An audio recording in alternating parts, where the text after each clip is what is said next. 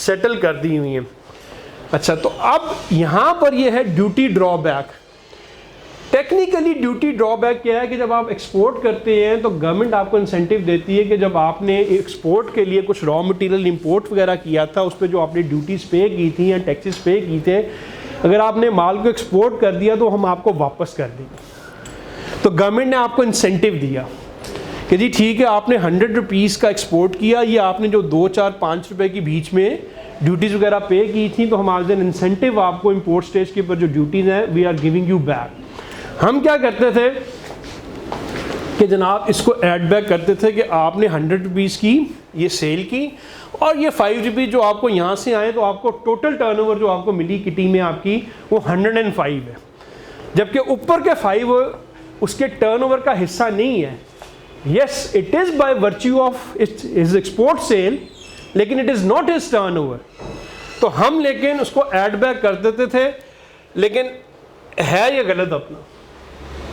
अगर आपने करना है हाँ ज़बरदस्ती अपना, तो अगर कहीं नज़र आती तो उसको ऐड बैक कर दें तो आपकी रेशो बढ़ जाएगी, लेकिन technically this is not a fair interpretation.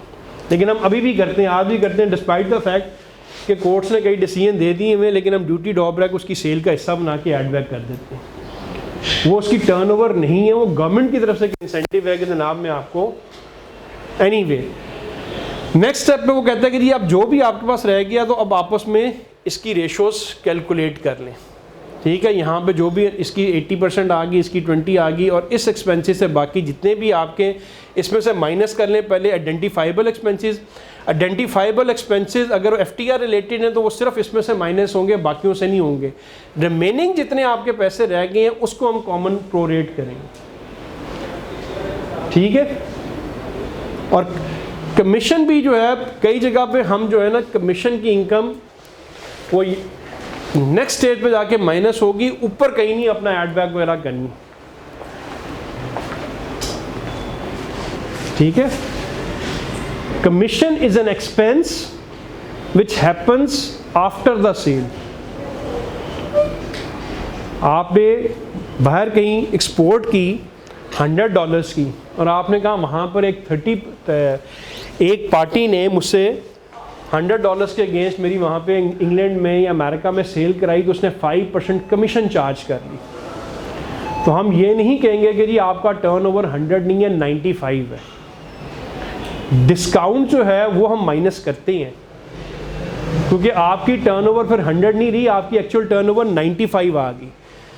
Commission आप उसमें से माइनस नहीं करते सेल में से, कि हम कहते हैं कि नहीं जनाब आपकी 100 की सेल थी, कमीशन अगर किसी ने ली है तो सेल आपको 100 की हुई है, commission is a business related expense. जिस तरह हम यहाँ पर चलाकी करते थे तो टैक्स पर उधर चलाकी करता। वो कहता जी नहीं जी मेरी तो ये अब $100 की सेल हुई है, $10 तो मेरी कमीशन किसी ने ले ली है, तो मेरी FTR की सेल 100 नहीं है 90 है। उसने FTR का प्रोपोर्शन कम करना है, इसलिए वो FTR को सप्रेस करता है ताकि मेरी उसके मुकाबले में NTR वाली जो प्रोपोर्शन है सेल की वो ज़्यादा होती जाए। जितनी ज़्यादा वो होगी उसके एक्सपेंसेस वहाँ पे ज़्यादा जाएंगे, इस वजह से वो माइनस करता है। हम उसको कहते हैं कि नहीं जी माइनस नहीं करने देना तुझे, इधर हम कर देते हैं ऐड बैक और इधर वो नहीं करवाता अपना। तो ये आपस में इस तरह प्लस माइनस चलता रहता है। अगर उसने नॉर्मली कंप्यूटेशन चार्ट के अंदर उन्होंने कंप्यूटेशन वो की होती है प्रोरेशन, और अब जो आपकी नई टैक्स रिटर्न का डिज़ाइन है उसके अंदर उन्होंने वो रख ही दिया हुआ एक FTR और एग्जेम्प्ट वाला कॉलम, उसने खुद ही वो प्रोरेशन की होती है। आपने सिर्फ उसकी परसेंटेजेस चेक करनी है कि जी जो सेल की परसेंटेजेस कैलकुलेट की हैं वो इस फार्मूले के तहत की हुई हैं, इससे हटके की हुई। वो जब आप उससे डिटेल मांगेंगे तो फिर पता लग जाएगा कि परसेंटेज की प्रोपोर्शंस ठीक की हुई हैं या बीच में उसने कोई कमीशन माइनस कर गया हुआ है या कुछ और आपने करना है अपना। यहाँ अगर आपकी उसकी कोई ड्यूटी ड्रॉबैक है और आप करना चाहते हैं ऐड बैक, तो यहाँ पे वो कर लें। तो अब इस फार्मूले को लेकर हम आगे चलते हैं। अब आपके लिए ज़रा थोड़ा सा ईजी हो जाएगा। उसने क्या उसको प्रपोज किया है,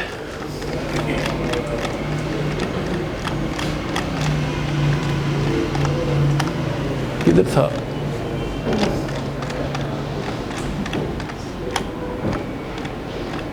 यहाँ से स्टार्ट किया था, नहीं ऊपर से यही था, नहीं वही था, यही था। अच्छा, तो यहाँ उसने किया जनाब सेल में से सेल टैक्स और डिस्काउंट निकाल दिया, ये बैलेंस रेवेन्यू रह गया, इसकी उसने परसेंटेज निकाल ली। ये टोटल सेल है, दिस इज़ 100%, इसका प्रोपोर्शन 81% बनता है एज अगेंस्ट दिस, इसका 3% बनता है और इसका एक्सपोर्ट्स का कितना बनता है आपका 16%। ठीक है, टैक्स पेयर की कोशिश ये होती है कि हमारी कोशिश ये है कि इस अमाउंट को ज़्यादा से ज़्यादा करें, जितना ज़्यादा करेंगे तो एक्सपेंसेस इसको ज़्यादा एलोकेट होंगे, इधर एक्सपेंसेस कम रह जाएंगे और हमारी नेट इनकम बढ़ती जाएगी। टैक्स पेयर की उल्टा कोशिश होती है कि नहीं जनाब मैं इस फिगर को बढ़ाता जाऊँ, जितनी प्रोपोर्शन लोकल सेल्स की ज़्यादा होंगी उतनी एक्सपेंसेस इधर ज़्यादा फॉल करेंगे और उसको फ़ायदा होता जाएगा। इधर एक्सपेंसेस कम बचेंगे, इधर एक्सपेंसेस तो उसको मिलने ही नहीं है, FTR है ना, तो इधर तो एक्सपेंसेस मिलने नहीं है, जितने एक्सपेंसेस मिलने हैं उसको इधर मिलने। तो इधर एक्सपेंसेस लेने के लिए वो इस प्रोपोर्शन को 82, 83, 84 जहाँ तक वो खींच सकता है लेके जाता है, ताकि मैक्सिमम एक्सपेंसेस इधर आके मुझे मिले और मेरी इनकम कम से कम बने, ताकि मुझे टैक्स कम से कम देना पड़े। तो ये आपका इस रेशो से उसने किया। लेस अब कॉस्ट ऑफ सेल पे देखें, कॉस्ट सॉरी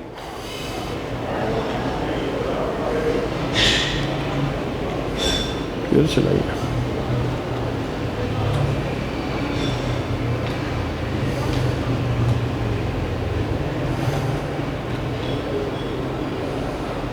यहीं पे थे हम। अच्छा जी, अब सेल्स रिलेटिंग टू मैन्युफैक्चरिंग, वो कह रहे हैं कि जी ये आपकी सेल्स थी, किधर गई?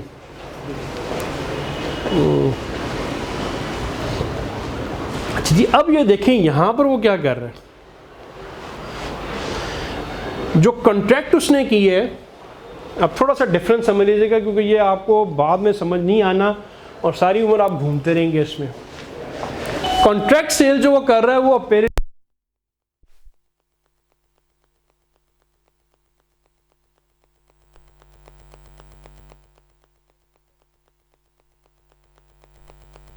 सेल का मैन्युफैक्चरिंग एक्सपेंसेस के अंदर कोई शेयर होगा, फिनिश गुड है ना, मैन्युफैक्चरिंग जो कॉस्ट ऑफ गुड्स सेल थी उसमें इसका तो प्रोपोर्शन नहीं बनना।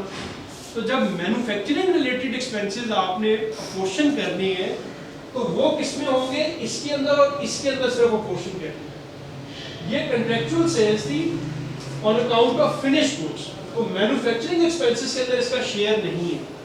इस वजह से उसने एक रेशो और निकाला, यदि मैन्युफैक्चरिंग के जब एक्सपेंसेस मैंने शेयर करने हैं तो वो सिर्फ इस हेड में, वो सिर्फ इस हेड में और इस हेड में मैंने शेयर करने हैं। तो इस वजह से वो कहते हैं कि जी यहाँ पे इन सेलों को निकालने के बाद पीछे अमाउंट कितनी रहेगी, वो है कोई तकरीबन आपकी ये दो सेलें मिलाई, local sales 21, sorry sales relating to manufacturing, इसकी उसने परसेंटेज 84 और 16 यहाँ पे कर, ये 3% निकल गया, राइट। उसकी जो उसने आपस में रेशो निकाली है इन दोनों की, वहां पर उसके मुताबिक उसने क्या है कि 84 और 16% प्रोपोर्शन, क्योंकि वो 3% यहाँ से निकल गया इस इक्वेशन के अंदर। मैन्युफैक्चरिंग की इक्वेशन में कौन पीछे रह गया, लोकल सेल्स और एक्सपोर्ट जो उसने खुद मैन्युफैक्चर की है, तो उसके लिए उसने अलग दोनों की रेशो निकाल ली है, ठीक है। और जहां पर कॉमन एक्सपेंसेस आ जाएंगे यानी कि एडमिन रिलेटेड एक्सपेंसेस, वहां पे इस रेशो को यूटिलाइज करेगा 81, 3 एंड 16। इधर वो 3% वहां से निकल के 84 और 16% यहाँ पे उसने डिवाइड की हुई है, राइट। इस वजह से ये रेशो उसने डिफरेंट की है। अच्छा, अब वो कहता है जी कॉस्ट ऑफ सेल्स, वो कहता है जी नोट नंबर 46 में उसने खुद आइडेंटिफाई किया था कि जनाब ये जो कॉन्ट्रैक्ट वाली जो कॉस्ट थी इसकी, ये उसने माल मार्केट से परचेज किया था 767 का। तो ये चूंकि आइडेंटिफाइबल है इसलिए उसने इसको स्पेसिफिकली सिर्फ इसको आइडेंटिफाई करके यहाँ पे लिखा है, क्योंकि ये आइडेंटिफाइबल थी उसके अकाउंट्स में कि जी मार्केट से मैंने इतनी की है फिनिश्ड गुड्स परचेज की थी, इसलिए इसको आप यहाँ पर प्रोरेट नहीं करेंगे, आइडेंटिफाइबल कॉस्ट थी उसकी। नोट्स में उसने लिखा हुआ है, लेकिन आपने फिर भी उसे एविडेंस ज़रूर लेने कि जनाब दिखा दें आपने नोट्स में लिखा है कि क्या वाकई आपने ये सिर्फ ट्रेडिंग का माल लिया था। नेक्स्ट आपकी बैलेंस कॉस्ट जो रहेगी कि जितनी कॉस्ट ऑफ सेल्स थी उसमें से ये माइनस की तो बाकी आपकी बैलेंस कॉस्ट ऑफ सेल्स ये रहेगी, ठीक है जी। If there are still some common elements, अगर अभी भी कुछ कॉस्ट ऑफ सेल के अंदर कोई चीज़ें हैं तो वो बाकी इसने इसको इस बेसिस पर प्रोरेट किया है। जीपी निकालने के बाद वो नेक्स्ट इधर आया डिस्ट्रीब्यूशन कॉस्ट के ऊपर,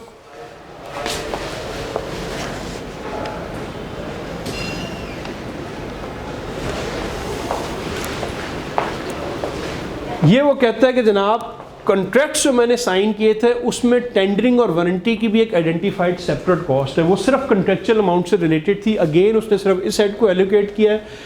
बाकी जो कह रहा है डिस्ट्रीब्यूशन कॉस्ट और मैन्युफैक्चरिंग, वो उसने तीनों हेड्स में आइडेंटिफाई कर दिया। ये डिस्ट्रीब्यूशन कॉस्ट इसको चली गई है, तो बाकी रिमेनिंग डिस्ट्रीब्यूशन कॉस्ट इसको नहीं जाएगी, वो फिर इन दो हेड्स में जाएगी अपना। ठीक है जी।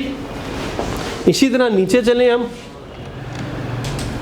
Admin expenses. अब ये सारे कॉमन है, चाहे वो कॉन्ट्रेक्चुअल का बिजनेस था लोकल, चाहे वो एक्सपोर्ट्स बिजनेस था, या चाहे वो एनटीआर का था, ये अब कॉमन है। तो उसने 84, 81, 3% और 16% के हवाले से सारे। ये एक देखें, मैंने इसको हाईलाइट किया हुआ है, अदर इनकम सिर्फ वो लोकल सेल्स को डाली जा रहा है, इसको उसने प्रोरेट नहीं किया यहाँ पे। इसकी क्या रीज़न है, ये मैं भी दोबारा आपसे सवाल पूछता हूँ, और टैक्स पेयर ने मेरे इस पर शोर मचाया, आगे जाके भी देखते हैं। In this case the taxpayer जी, in this case the taxpayer derives income from different activities like local trading and export sale. The taxpayer is not maintaining its accounts on activity based costing. तो जहाँ पे identified था वो हमने कर दिया, जो कॉमन थे उनको प्रोरेट कर दिए। अच्छा जी, फाइनेंस कॉस्ट जो थी ये, as regard the allocation of finance cost, the taxpayer did not allocate any expense to FTR sales, claiming that the same were not utilized for export sales. Taxpayer ने जवाब दिया कि आपने जो मुझे भेजी है ये प्रोरेशन, मेरी प्रोरेशन आपसे इसलिए डिफरेंट है कि ये जितने फाइनेंशियल कॉस्ट के एक्सपेंसेस हैं ये मैंने लोकल सेल्स इन दो हेड्स में किए थे। एफटीआर जो है वो मैंने अपने पैसों से की हुई, एफटीआर के लिए मैंने बैंक का लोन यूटिलाइज नहीं किया। ठीक है, टैक्सपेयर ने क्या किया, उसने कहा कि your stance is not acceptable as the taxpayer has not been maintaining activity based accounts in the absence of which the subject conclusion cannot be reached. वो कहना नहीं जी, मेरे पास एक्यूमुलेटेड प्रॉफिट्स इतने थे और अपने फंड जितने अवेलेबल थे कि एक्सपोर्ट वाली सेलें जो हैं वो मैंने अपने फंड से की हैं, बाकी ये जो बैंक लोन वगैरह यूटिलाइज किया लोकल से उससे किए, तो मुझे तमाम फाइनेंशियल एक्सपेंसेस आप अलाउ कर दें। तो ऑफिसर उसको कह रहा है कि नहीं, चूँकि आपने सेपरेट बुक्स नहीं रखी हुई, this is a common expenditure, तो ये कोई रॉकेट साइंस मुझे नहीं पता लग सकती कि नहीं जनाब ये पैसे इधर नहीं गए और ये इधर गए हैं। आपने यहाँ तो सेपरेट बुक्स रखी होती तो फिर तो ठीक था कि वहाँ से आइडेंटिफाई होता कि जनाब यहाँ पे फाइनेंसिंग कहाँ से हुई है, पैसों की सोर्सिंग कहाँ से हुई है, बैंक के हुए इस्तेमाल या नहीं हुए। अब आपका ये सिर्फ एक स्टांस है और आपने चूँकि सेपरेट बुक्स मेंटेन नहीं की, तो मैं आपका स्टांस नहीं मांग सकता, मैं फाइनेंशियल कॉस्ट प्रो रेट करूँगा ही करूँगा। आगे से और मिलता जुलता देखिएगा। इनकम प्रो रेट क्यों नहीं की, अभी हम देखते हैं। अगेन उसने कहा कि जनाब आपका income have been subjected to normal tax regime में 2 billion by making apportionment of expenses. Officer ने कहा कि जी ये आपकी टोटल सेल्स है 10 बिलियन, ये 9 बिलियन और ये 412 मिलियन, परसेंटेज बन गई 95 और 4%। कॉस्ट ऑफ सेल्स आपकी थी 1 पॉइंट इतना, टोटल इतनी थी, इसको उसने इसी रेशो से इन दोनों में डिवाइड किया। Less distribution and marketing expenses again वो कॉमन थे, उनको इसी परसेंटेज से आप डिवाइड करते गए नीचे।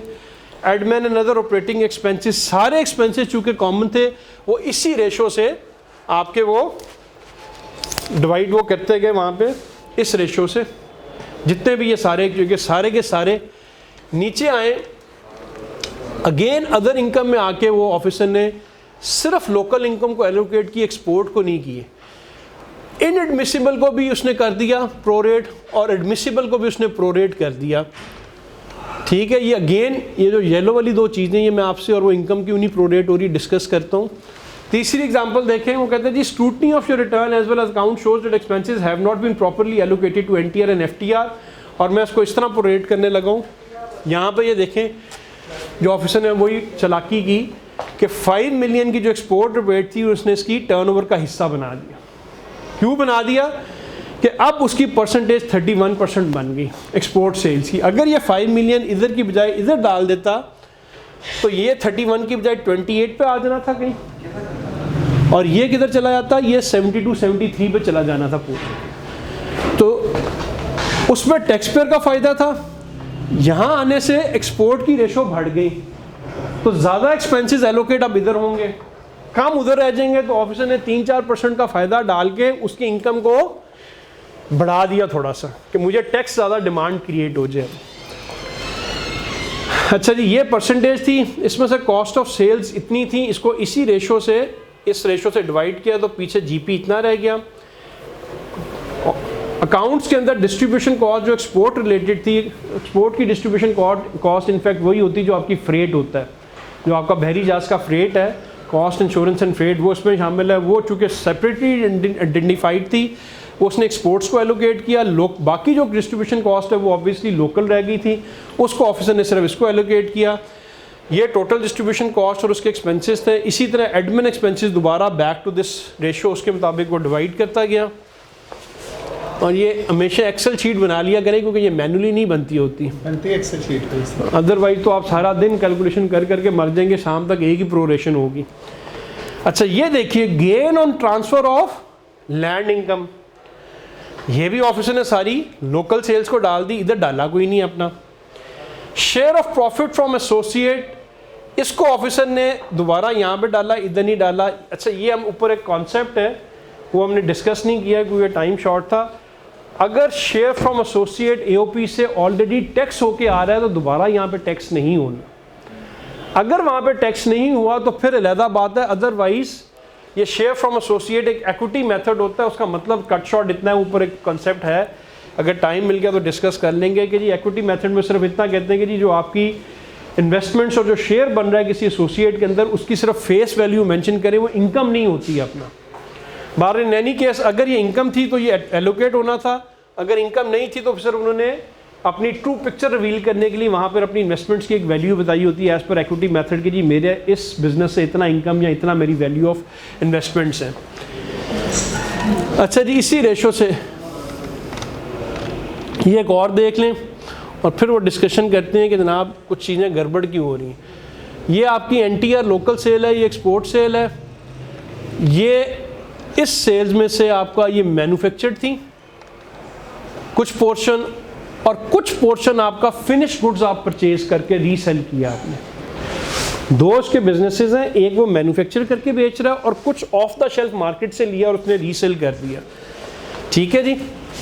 अब यहाँ पर देखें कि जो ऑफ द शेल्फ वो ले रहा है वो लोकल में क्लब करी आ रहा है। ऊपर एक एग्जांपल देखी थी तो वहाँ पे जो उसने ऑफ द शेल्फ लिया था उसको एफटीआर में ले गया था। उसकी वजह ये है कि 153 अभी तो फिर कुछ बेहतर हो गया, माजी में बहुत ही गंदा ट्विस्टेड किस्म का उन्होंने इसमें हर साल इंटरप्रिटेशन चेंज की थी और यहाँ तक इंटरप्रिटेशन चेंज की कि बोर्ड ने पहले एक सर्कुलर निकाला कि नहीं जी इसका ये मतलब है, और 2 महीने 3 महीने बाद एक और सर्कुलर निकाल दिया कि नहीं जी इसका ये नहीं ये मतलब है, और मीनवाइल एफटीओ की एक रूलिंग आ गई कि नहीं जनाब आपने पहले जो सर्कुलर निकाला था वो गलत है, दूसरे वाला ठीक है। तो बहुत कन्फ्यूजन रही। इन एनी केस अगर आप बाय एंड लार्ज होता ही है कि अगर आप प्राइवेट लिमिटेड कंपनी और सेल्फ मैन्युफैक्चरर हैं तो आपको वो एडजस्टेबल इनकम है, वो एफटीआर की इनकम नहीं है। लेकिन अगर आप सेल्फ मैन्युफैक्चरर नहीं हैं, मार्केट से ट्रेडिंग कर रहे हैं, तो वो एफटीआर की इनकम है। विज़ावी सिर्फ एक इसकी एक्सक्लूजन है कि अगर आप एक पब्लिक कंपनी है जो स्टॉक एक्सचेंज पे लिस्टेड है और अगर आप मार्केट से फिनिश गुड्स परचेज करके सेल कर रहे हैं तो वो आपके लिए एडजस्टेबल होगा। प्राइवेट लिमिटेड कंपनी जो है उनके लिए नहीं है। अगर आप 153 में जाके पढ़े तो जो कोटेड है कंपनी स्टॉक एक्सचेंज के ऊपर, अगर वो ट्रेडिंग भी कर रही हैं तो उसके अगेंस्ट उनका टैक्स एफटीआर नहीं है, वो एडजस्टेबल है। तो इस केस के अंदर जो कंपनी है वो आपकी कोई कोटेड कंपनी है जिसने ओन मैन्युफैक्चरर किया, तो दो के दरमियान यहाँ पे रेशो बनी। कुछ फिनिश गुड्स परचेज की तो उसको एफटीआर नहीं कह रहा, उसको नॉर्मल में लेके जा रहा है और इसी वजह से लेके जा रहा है कि वो ट्रेडिंग कोटेड कंपनी की थी, इस वजह से उसकी वो एफटीआर की नहीं, वो नॉर्मल इनकम है। ये यहाँ पर उसमें ले गया। टोटल सेल्स उसकी 9.8 बिलियन की है अपना, राइट। फ्रेट एंड डिस्ट्रीब्यूशन, अब यहाँ पे देखिएगा ज़रा, ये आपको थोड़ा सा कंफ्यूजिंग लगेगा। यहाँ पर उसने फ्रेट एंड डिस्ट्रीब्यूशन इधर से माइनस की है और उसने एक वैल्यू ली है एफओबी सेल्स की, फ्री ऑन बोर्ड सेल्स की। उसके बाद दोबारा वो बैक टू इस सेल्स पे चला जाता है। 9.8 बिलियन, 1.2 बिलियन, 8.3, इसको यहाँ पे दोबारा रिपीट कर रहा है अपना। ठीक है, एक दफ़ा यहाँ से वो उसने एक वैल्यू ली है एफओबी सेल्स की उसकी बेसिस पे परसेंटेज निकाली 13.94 और 86.06, और उसके बाद बैक टू, और फिर जाके नीचे दोबारा इस फ्रेट एंड डिस्ट्रीब्यूशन को दोबारा यहाँ से माइनस कर रहे हैं। 537 था, ये 537 यहाँ पे है, इधर क्या किया उसने, फिर 537 माइनस कर रहा है। तो क्या ये डबल माइनस है? एक दफ़ा इधर माइनस कर गया है ना लेस, और दूसरी दफ़ा इधर से माइनस कर गया। ये ऐसे नहीं हो रहा।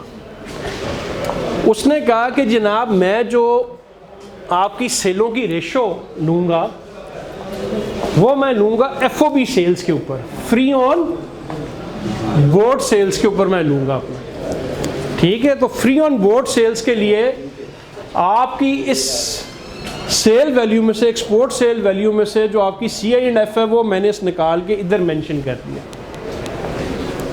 ठीक है। वो कहता है कि जी मैं जब लोकली बेचते हो आप तो एक्स फैक्ट्री प्राइस आप चार्ज करते हो फैक्ट्री के गेट के ऊपर, राइट। उसके अंदर डिस्ट्रीब्यूशन कॉस्ट शामिल नहीं होती। If I am selling you something for ₹100 तो that is ex factory price. 20 rupees के जो ट्रांसपोर्टेशन चार्जेस हैं उसका अलहदा से एक बिल बन रहा है। तो कह रहा है कि इसी तरह मैं लोकल सेल्स का चूँकि एक्स फैक्ट्री प्राइस लेता हूँ तो तुम्हारी FOB सेल्स लूँगा मैं, उसके अंदर कॉस्ट और इंश्योरेंस रेट मैं नहीं डालूँगा, ठीक है। उसने उसको FOB लिया अपना, जबकि जनरली जब वो अगली पार्टी को सेल करता है उसमें सारी चीज़ें शामिल करके वो अपना अपना टर्नओवर ले लेता है। अब यहाँ पर क्या हो रहा है, इसके नतीजे में अगर ये माइनस ना करता तो यहाँ पर 86% की बजाय आपका प्रोबेबली 87 या 88% आना था। तो इनफैक्ट ऑफिसर यहाँ पे बेनिफिट पहुँचा गया उसको, टैक्स पेयर को।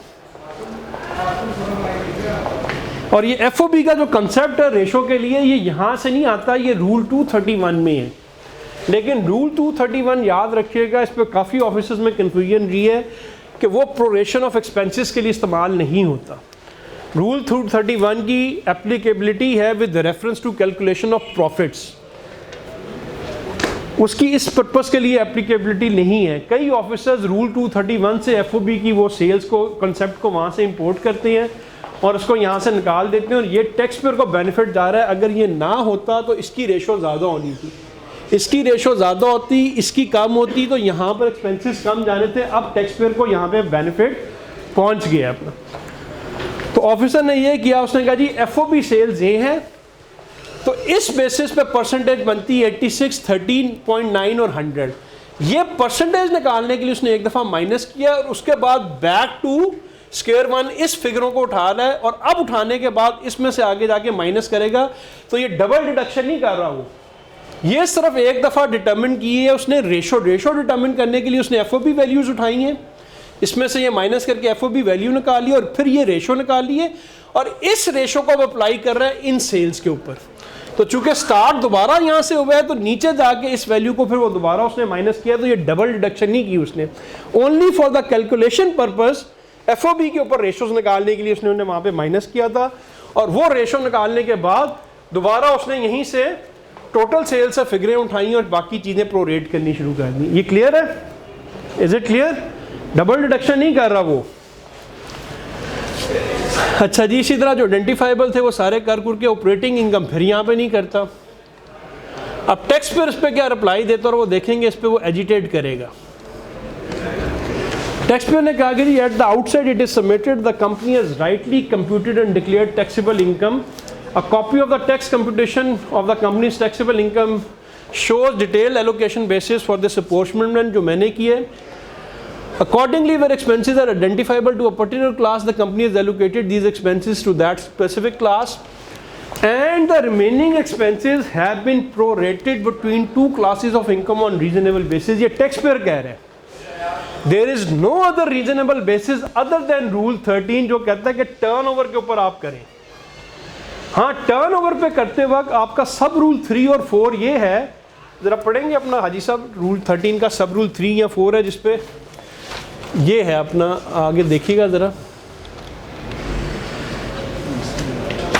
जिसमें वो कहता है कि जी आपने नेचर ऑफ बिजनेस का ज़रूर ध्यान रखना है अपना।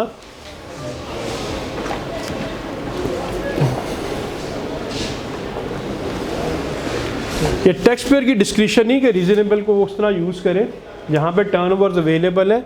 अलबत्ता नेचर ऑफ बिजनेस की वजह से कुछ रीजनेबल बेसिस वो कहता है कि टर्नओवर पे मत करें, फिर उसको थोड़ा सा आप ध्यान रखें। 3 या 4 होगा या 5 होगा।